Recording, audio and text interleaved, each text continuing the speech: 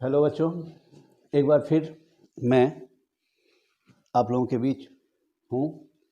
आज हम एक बहुत ही इम्पोर्टेंट टॉपिक की बात करेंगे जिसका नाम है एजर्सन एंड रीजन। ये इस बार से नया सीबीएसई ने जोड़ा है। इस 5 क्वेश्चंस रहते हैं, एक नंबर के 5 मार्क्स के ये क्वेश्चन हैं और पूरे फिजिक्स से पूछे जाने हैं। तो सबसे पहले है कि हम एजर्सन रीजन को सॉल्व कैसे करें। एजर्सन रीजन थोड़ा सा कॉम्प्लिकेटेड इसलिए हो जाता है क्योंकि ये रीजनिंग बेस्ड क्वेश्चन होते हैं। इसमें होता ये है कि हर अलग अलग लोगों की इस कॉन्सेप्ट के बारे में थिंकिंग अलग अलग हो सकती है, लेकिन ऐसा भी हो सकता है कि आप जो सोच रहे हैं वो आंसर नहीं हो। तो खैर ये सब आगे प्रैक्टिस से सॉल्व हो जाता है, कोई बहुत मुश्किल चीज़ नहीं है। सबसे पहले इसको हम समझें कि आखिर है ये क्या। हर एजर्सन रीजन क्वेश्चन का 4 ऑप्शंस दिए रहते हैं। तो ये ऑप्शन तो आपको यहाँ दिख रहा है, लेकिन ये सारे के सारे ऑप्शंस कमांड होते हैं यहाँ से, ठीक है। अब जो भी आपको आंसर देना है, चुनना है, आपको इसके हिसाब से चुनना है। आंसर ए होगा, बी, सी या डी, क्या होगा वो आपके आंसर पर डिपेंड करता है। तो सबसे पहले हमको ये समझना होगा कि आखिर इस सब का मीनिंग क्या है। पहला है ए, आपका आंसर ए होगा। कब होगा? तो कहता है कि if both assertion and reason are true, दोनों एजर्सन और रीजन क्या होना चाहिए? ट्रू होना चाहिए। And the reason is the correct explanation of assertion, और ये जो रीजन है ये इस एजर्सन का करेक्ट एक्सप्लेनेशन देता हो, ठीक है, तब आपका ऑप्शन आंसर क्या होगा? ए होगा।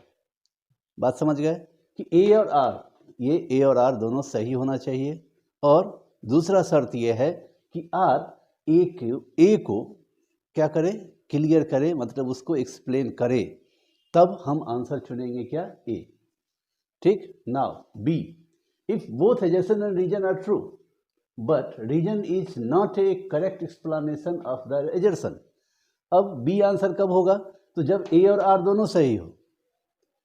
ठीक। तो आपको दो चीज देखना है कि एजर्सन और रीजन दोनों सही है या नहीं है, ठीक है।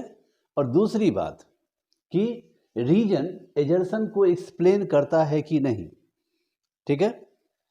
तो आंसर होगा, अगर ये एक्सप्लेन करता है तो आंसर ए, नहीं करता है तो आंसर बी। अब आइए option C, if assertion is true but reason is false, ठीक है। अब क्या है कि अगर एजर्सन ट्रू है, ये ट्रू है और ये फॉल्स है, तो आपका आंसर क्या होगा? सी, ठीक है। चौथा डी में, if both assertion and reason are false, assertion और रीजन दोनों गलत है आपके कॉन्सेप्ट के हिसाब से, फिजिक्स के कॉन्सेप्ट के हिसाब से। अगर ए भी गलत है, आर भी गलत है, दोनों गलत है, तब हमारा आंसर क्या हो जाएगा? डी हो जाएगा। तो अब आपको डिसाइड करना है। ये क्वेश्चंस जो होते हैं ये थ्योरेटिकल क्वेश्चन हैं, कभी कभी बीच में न्यूमेरिकल भी इसमें रहते हैं, बहुत सिंपल। लेकिन इसके लिए सबसे ज़्यादा ज़रूरी ये है कि आपका थ्योरी पर कमांड होना सबसे ज़्यादा ज़रूरी है, क्योंकि mostly question 95% 90% question theory based होते हैं। तो इसको ये करना है, आज से इसका प्रैक्टिस शुरू। तो पहला क्वेश्चन हम जरा देखते हैं, इलेक्ट्रोस्टैटिक्स से रिलेटेड है। एजर्सन, एजर्सन का मतलब होता है कोई स्टेटमेंट। जैसे आप कुछ बोलते हैं, जैसे वाई वाले क्वेश्चन बहुत पढ़े होंगे आप, ठीक है। तो जस्ट लाइक वो समझना है आपको कि जो भी एजर्सन है उसमें वाई लगा दीजिए अपने मन से। ये एक आसान तरीका है एजर्सन रीजन को सॉल्व करने का, कि जो भी एजर्सन हो उसमें क्या करेंगे? अपने तरफ से वाई लगाएंगे, और तब देखेंगे कि उस वाई का आंसर रीजन में है या नहीं है। जैसे कि फॉर एग्जांपल हमने यहाँ एक क्वेश्चन लिखा है, एजर्सन में, insulators don't allow flow of current through themselves, कि इंसुलेटर्स जो होते हैं वो खुद से करंट को पास नहीं होने देते हैं। एजर्सन क्या है कि insulators don't allow flow of current through themselves, यानी इंसुलेटर्स मतलब कुचालक खुद से करंट पास नहीं होने देते हैं।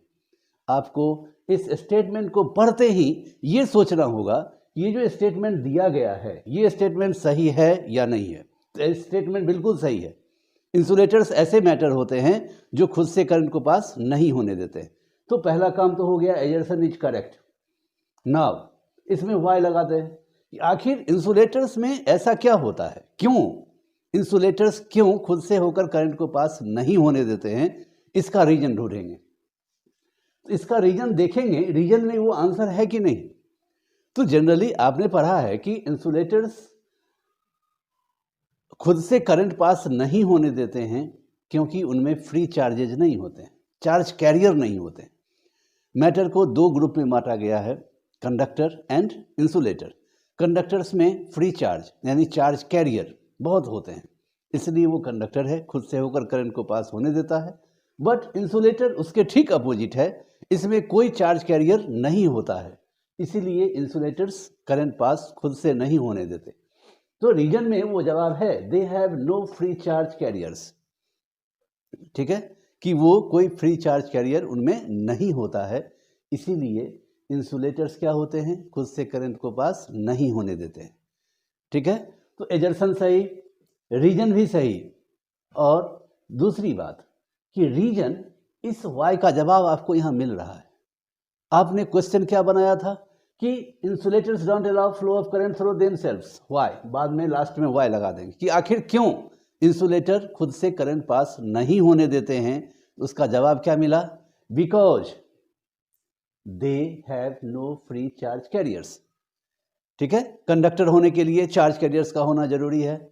इंसुलेटर्स में चार्ज कैरियर नहीं, मतलब वो कंडक्टर नहीं, कंडक्टर नहीं दैट मीन्स क्या होगा, वो इंसुलेटर होगा। तो इस हिसाब से, इस तरह से अब आप ऑप्शन चुनेंगे कि आपका आंसर क्या होना चाहिए। इस क्वेश्चन के हिसाब से आंसर होना चाहिए ए। ठीक, if both assertion and reason are true, both are true, and the reason is the correct explanation of the assertion, और रीजन एजर्सन का करेक्ट एक्सप्लेनेशन हो, तब आंसर हम चुनेंगे क्या, ए, जो कि यहाँ है। इसीलिए इस क्वेश्चन का आंसर हो गया आपका क्या, ए। ठीक है, ये पहला क्वेश्चन समझ गए। Next question, second question, during charging by rubbing the insulating material with lower work function becomes positively charged. Method of charging हमने पढ़ा होगा आपने कि पहला मेथड है चार्जिंग बाय रबिंग।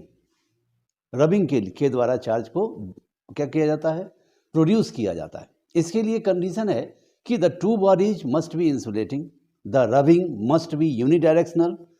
ठीक है, मतलब क्या है कि रबिंग से चार्ज को जनरेट करना है तो हम क्या करते हैं, दो इंसुलेटिंग बॉडी को अगर हम रब करते हैं इस तरह से यूनिडायरेक्शनल, तो क्या होता है, एक में प्लस और दूसरे में माइनस चार्ज जनरेट होता है।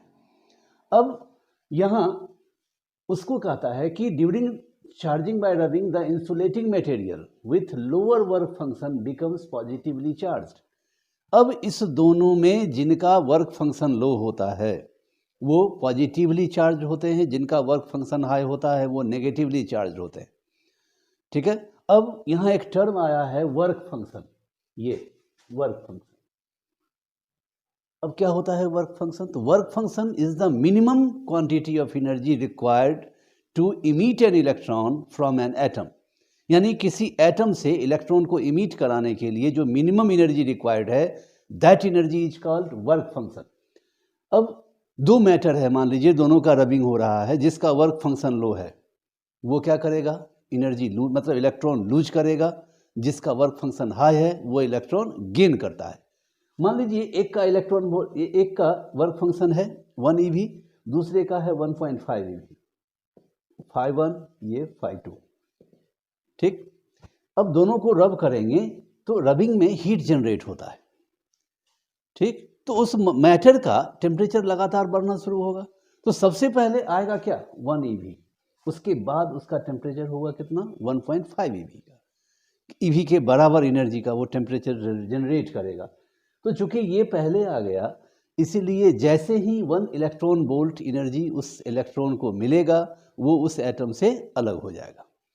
इसीलिए लोअर वर्क फंक्शन वाले एटम लूजर होते हैं, वो इलेक्ट्रॉन लूज करते हैं, and losers has positive charge, इसलिए उस पर कौन सा चार्ज आ जाता है, पॉजिटिव चार्ज। आपका एजर्सन बिल्कुल सही है। ठीक है, अब देखते हैं रीजन पर। Electrons are negatively charged. मैंने आपको शुरू में ही कहा था कि इस क्वेश्चन को डील करने में 2 स्टेज होते हैं। पहला स्टेज आपको ये चेक करना है कि एजर्सन और रीजन दोनों सही है या गलत, ट्रू फॉल्स पहले चेक करना है। तो हम यहाँ चेक कर रहे हैं, तो एजर्सन और रीजन दोनों ट्रू है। ठीक है, इलेक्ट्रॉन पर नेगेटिव चार्ज होता है, बिल्कुल सही। अब सवाल उठता है दूसरा फेज कि क्या रीजन एजर्सन को एक्सप्लेन कर रहा है या नहीं कर रहा है। ठीक है, अब यहाँ देख रहे हैं कि हमसे पूछा जा रहा है कि लोअर वर्क फंक्शन वाले मैटर जो होते हैं वो पॉजिटिवली चार्ज होते हैं, तो इसका आंसर हमको इसमें मिलना चाहिए था।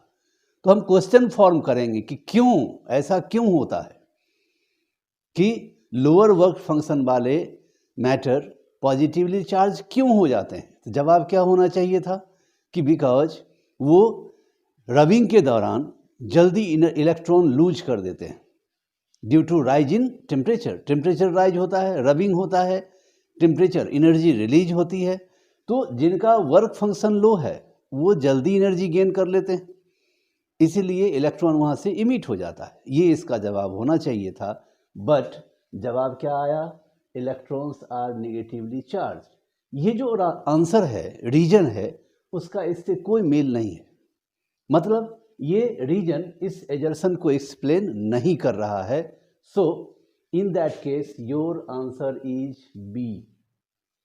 आपका आंसर क्या होगा, बी। वो 4 जो कंडीशंस दिए हुए हैं उसके हिसाब से assertion and reason both are true, but reason is not the correct explanation of the assertion. Reason assertion को एक्सप्लेन नहीं कर रहा है। In that case your answer is B. ठीक, अब चलते हैं नेक्स्ट क्वेश्चन पर, थर्ड क्वेश्चन।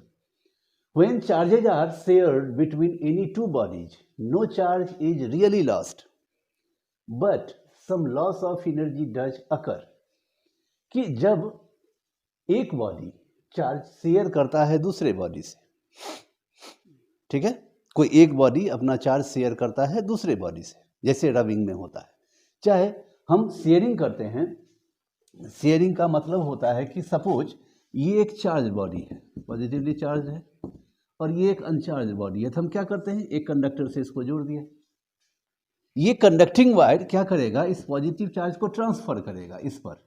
कब तक करेगा, तो जब तक कि दोनों बोथ बिकम्स इक्वली चार्ज, जब तक दोनों का चार्ज इक्वल ना हो जाए। सपोज अगर ये 1 म्यू का चार्ज है इस पर, ए पर, और इस पर कोई चार्ज नहीं है, एक वायर से, कंडक्टिंग वायर से हमने इसको जोड़ा, तो अब क्या होगा, चार्ज फ्लो करेगा। किधर से किधर, इधर से इसकी ओर, मतलब जो चार्ज बॉडी है उससे अनचार्ज बॉडी की ओर। ठीक, कितना करेगा, तो 50-50। तो 1 म्यू का हाफ क्या हो जाएगा, half mu C. Half mu C charge इस पर भी आ जाएगा, हाफ म्यू सी चार्ज इस पर भी आ जाएगा।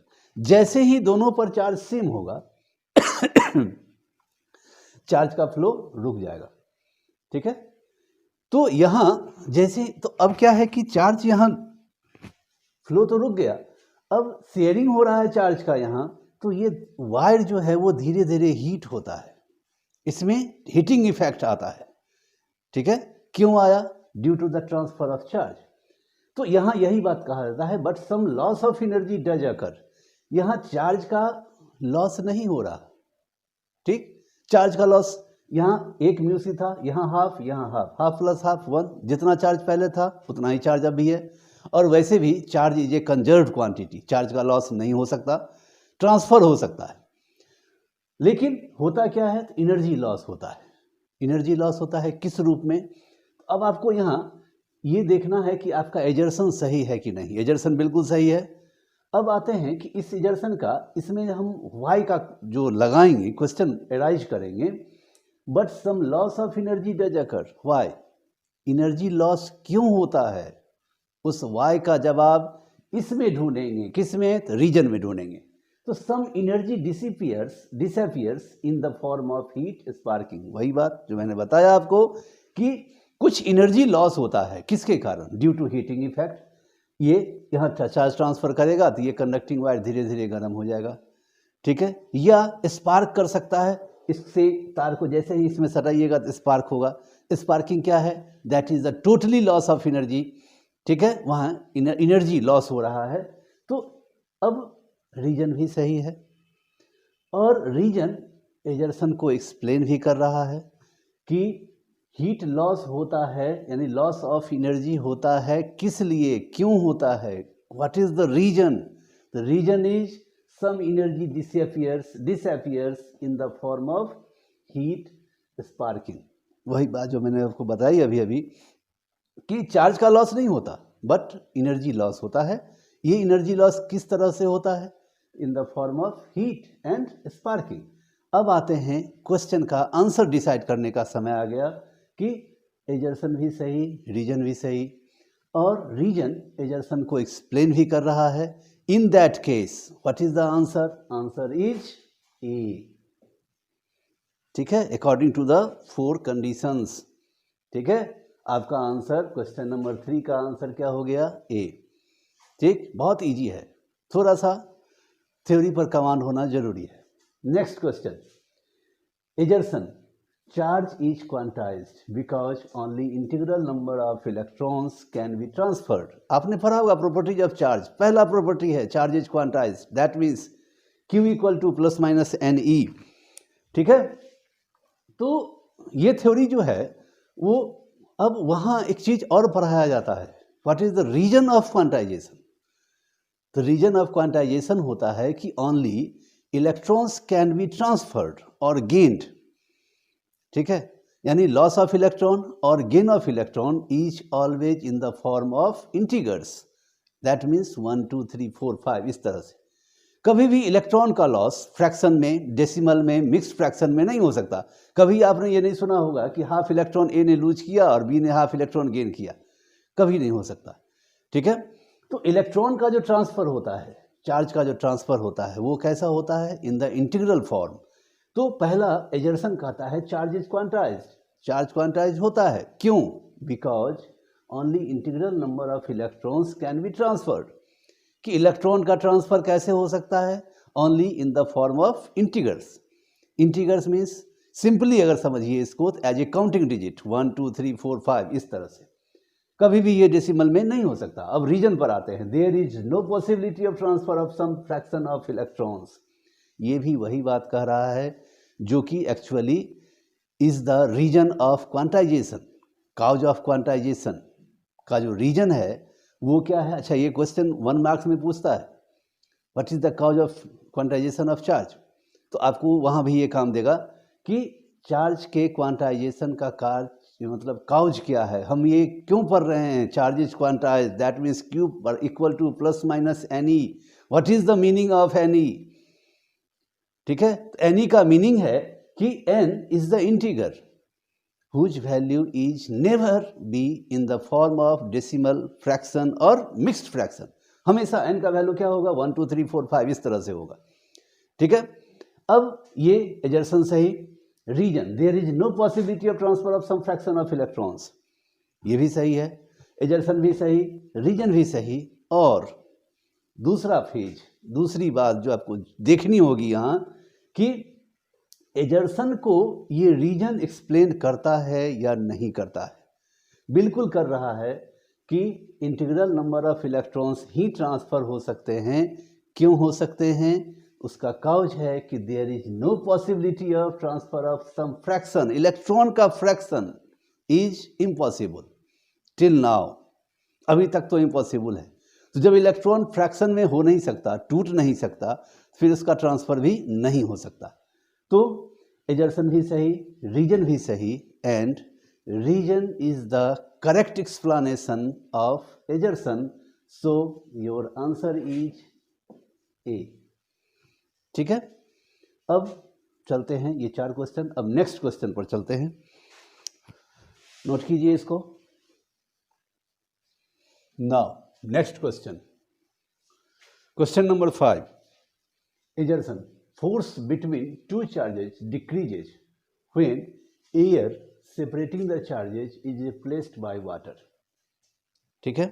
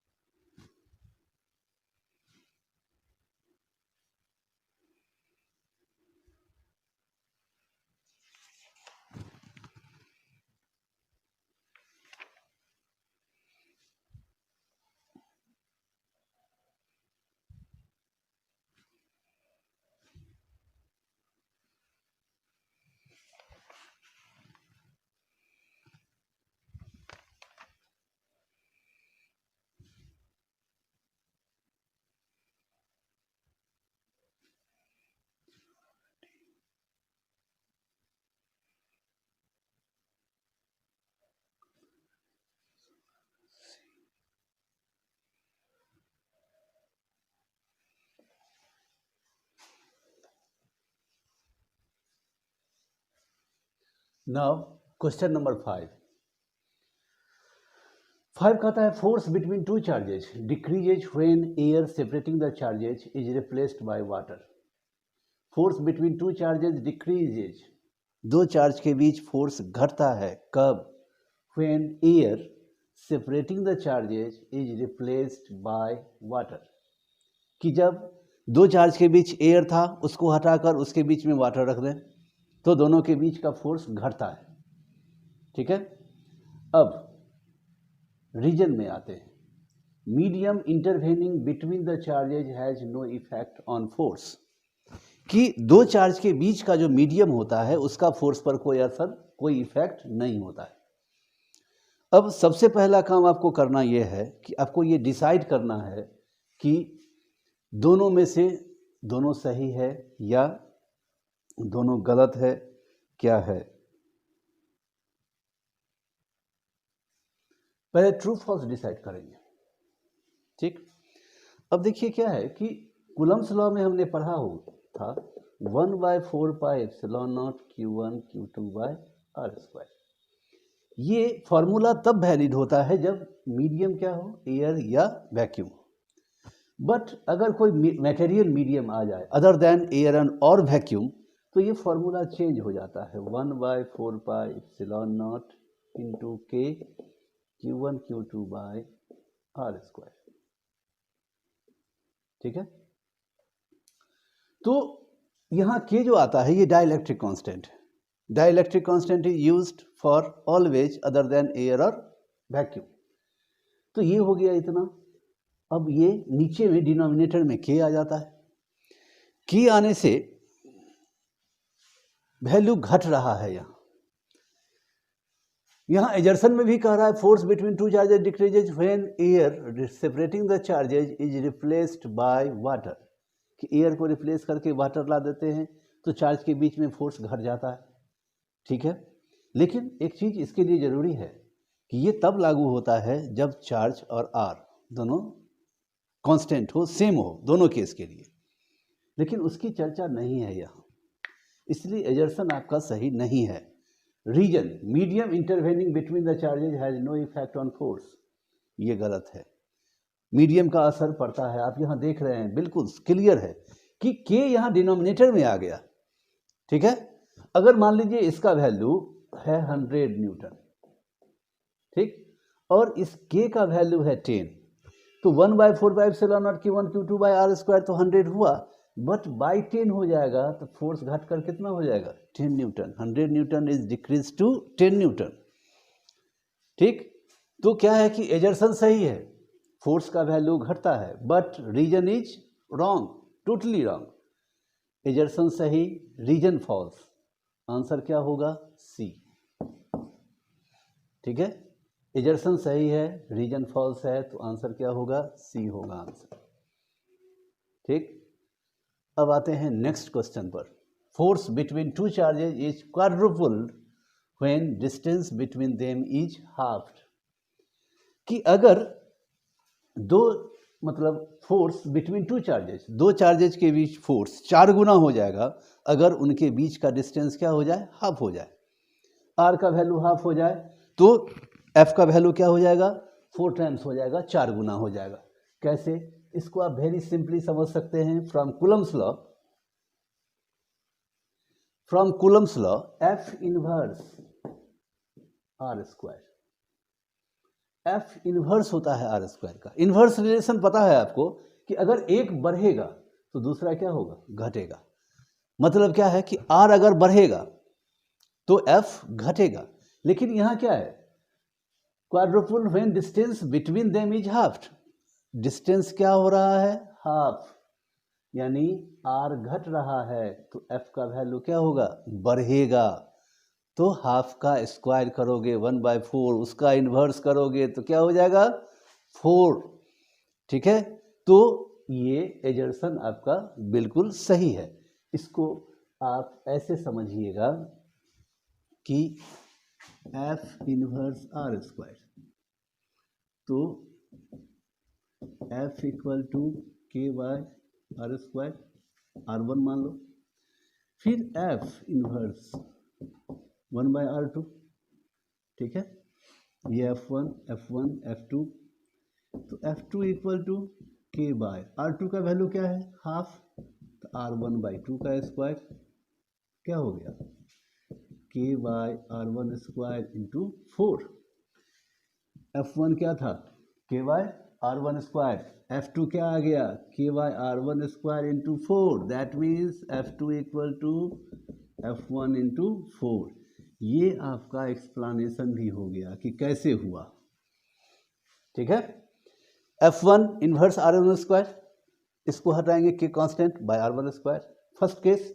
Now distance is halved, then F2 directly proportional 1/r2 square, F2 equal to K by R2 के जगह पर क्या लेंगे 1/r1 यानी R1/2, ठीक है। तो R1/2 because distance is halved, इसको सॉल्व करोगे तो K by R1 square into 4, K by R1 square कितना है F1, F2 इक्वल टू क्या हो गया F1 इंटू 4, मतलब डिस्टेंस को हाफ किया तो फोर्स क्या हो गया 4 गुना बढ़ गया। ये बिल्कुल सही है, एजर्सन भी वही कहता है कि force between two charges is quadruple, quadruple means 4 times, 4 Guna, when distance between them is half, distance क्या कर दिया गया हाफ कर दिया गया, F का वैल्यू क्या हो गया 4 गुना बढ़ गया। बिल्कुल सही है, एजर्सन आपका सही है। Now reason F inverse R square as per Coulomb's law, जो बात यहाँ मैंने कहा वही बात यहाँ भी है, मतलब 4 गुना क्यों हुआ, डिस्टेंस हाफ करने पर F का वैल्यू 4 गुना क्यों हुआ, because F inverse R square, यानी R आधा होगा तो F 4 गुना होगा, R 1/3 होगा तो F 9 टाइम्स होगा, R 1/4 होगा तो F 1 मतलब 16 गुना। वेरी सिंपल ट्रिक है ये, जितना डिनोमिनेटर है 1/2 का स्क्वायर करो 1/4, इसको इन्वर्स कर दो 4, 4 गुना, 3 1/3 तो 1/3 का स्क्वायर 1/9, इसको इन्वर्स कर दो 9 टाइम्स, 1/4 स्क्वायर 1/16 इन्वर्स कर दो 16 टाइम्स। डिनोमिनेटर जितना बढ़ेगा फोर्स का वैल्यू उतना ही बढ़ेगा, ठीक है। हाफ पर 4 गुना हुआ तो 1/3 अगर होता तो कितना होता 9 टाइम्स, 1/4 होता तो कितना होता 16 टाइम्स, ये बढ़ता जाएगा। तो एजर्सन भी सही, रीजन भी सही, and reason is the correct explanation of assertion, so your answer is A, ठीक है, आंसर हो गया आपका A. Now next question, so question number 7, the whole charge of a body can be transferred to another body, किसी body का होल चार्ज दूसरे बॉडी पर ट्रांसफर किया जा सकता है, बिल्कुल किया जा सकता है, ठीक है, एजर्सन सही है, ठीक है। Now reason, charge can not be transferred partially, charge partially transfer नहीं किए जा सकते हैं, बिल्कुल रॉन्ग है ये, ठीक है। किसी भी बॉडी के चार्ज को दूसरे बॉडी पर चार्ज हम ट्रांसफर कर सकते हैं, कैसे, तो एक बॉडी है मान लो, इस पर प्लस क्यू चार्ज है, ठीक है, इसको बाहर से एक दूसरा बॉडी से इनक्लोज कर दें अगर हम, तो ये ट्रांसफर, ये चार्ज ट्रांसफर हो जाएगा कहाँ, इसके आउटर सरफेस पर, क्यों, due to induction, it is called induction, ठीक है, इसको क्या कहते हैं इंडक्शन कहते हैं। कैसे, इंडक्शन में आपको पता है कि on the closer surface opposite charge is induced and on the farther surface similar charge is induced, तो इसके नजदीक कौन है, ये यहाँ माइनस क्यू, बाहर में क्या प्लस क्यू, देखिए यहाँ एक बॉडी का चार्ज ट्रांसफर हो गया किस पर, दूसरी बॉडी पर, टोटल का टोटल चार्ज ट्रांसफर हो गया, तो assertion is correct, but reason क्या कहता है कि चार्ज, अच्छा एजर्सन जो है इसमें ट्रांसफर हो सकता है, क्यों, वाई क्वेश्चन बनाएंगे, उसका जवाब क्या होगा, ड्यू टू इंडक्शन, इंडक्शन के कारण, वो आंसर तो इसमें है नहीं, charge can not be transferred partially, answer तो नहीं है, लेकिन रीजन जो दिया गया है वो भी गलत है।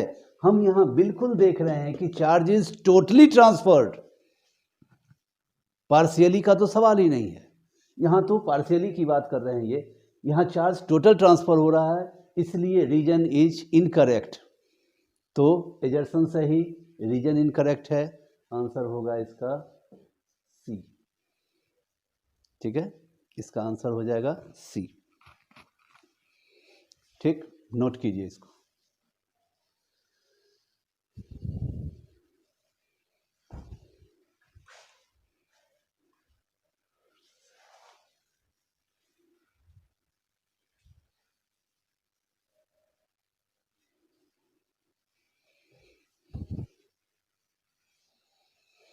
ओके, तो आज इसको यहीं पर अब रोकते हैं, फिर नेक्स्ट वीडियो में इसी तरह हम डिस्कस करेंगे और भी बहुत सारे क्वेश्चंस आएंगे। तो कंटिन्यू अपडेट रहने के लिए आप चैनल को सब्सक्राइब ज़रूर कर लें, बेल आइकन को प्रेस करें और इसको ज़्यादा से ज़्यादा शेयर करें, जिससे कि जिन लोगों को ये नहीं मिल रहा है वो भी उनको फ्री ऑफ कॉस्ट मिलता रहे। Okay, thank you.